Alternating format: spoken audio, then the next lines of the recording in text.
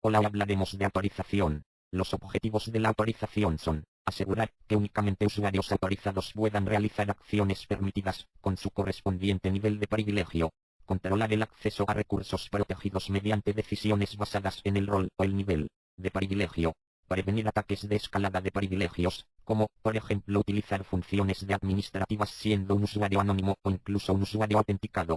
Muchas veces, las aplicaciones web se ejecutan con privilegios excesivos. Los demasiados privilegios pueden proporcionar a un atacante el control total de la máquina, e incluso a menudo, de la infraestructura al completo. No se puede afirmar rigurosamente que las aplicaciones web funcionen con los menos privilegios. ¿Cómo determinar si se es vulnerable? Las cuentas System deben poseer los menores privilegios posibles. Nunca se deben utilizar cuentas tales como administrador, root, SA, sysman, supervisor o cualquier otra con máximos privilegios para ejecutar la aplicación o conectar al servidor web, base de datos o middleware. Las cuentas de usuario deben poseer únicamente los privilegios necesarios en la aplicación para realizar sus tareas asignadas. ¿Cómo protegerse? Los entornos de desarrollo deben ser configurados para funcionar con los menores privilegios posibles, así como en producción. Asegurar que las cuentas del sistema poseen los menores privilegios posibles. Las cuentas de usuario deben poseer únicamente los privilegios necesarios en la aplicación para realizar sus tareas asignadas. Los usuarios no deben ser administradores. Los usuarios no deben ser capaces de utilizar funciones de administración o para las que no se tenga autorización. Listas de control de acceso. Muchos controles de acceso son inseguros al implantarse.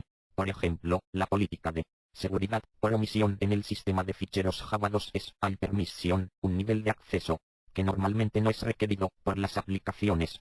¿Cómo determinar si se es vulnerable? Determinar si los controles de ficheros, red, usuarios y otros niveles del sistema son demasiado permisivos. Determinar si los usuarios se encuentran en el menor número de grupos o roles. Determinar si los roles poseen el menor conjunto de privilegios posible. Determinar si la aplicación funciona con los privilegios reducidos, como, por ejemplo, al proporcionar un fichero de política o una configuración en modo seguro. ¿Cómo protegerse? Controles de acceso a considerar.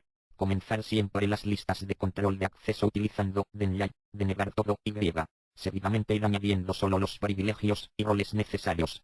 Controles de acceso a red. Filtros basados en el host y cortafuegos. Controles de acceso al sistema de ficheros. Permisos en ficheros y directorios.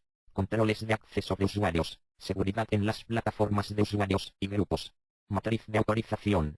Las aplicaciones con el acceso controlado deben realizar la comprobación de que los usuarios tengan permiso para ver una página o utilizar una acción antes de que se muestre o suceda. ¿Cómo determinar si se es vulnerable? Comprobar. Existen comprobaciones del control de acceso en cada uno de los puntos no anónimos. De entrada, dichas comprobaciones se dan en o casi al final de la actividad. ¿Cómo protegerse? Utilizar las comprobaciones de seguridad integradas del propio framework o colocar una llamada a una comprobación centralizada de la autorización justo en la parte superior de la vista o acción. Conclusión. Se deben dar mínimos permisos a cada usuario. Se debe llevar las listas de control de acceso. Se debe restringir el uso de recursos compartido. Gracias y hasta la próxima.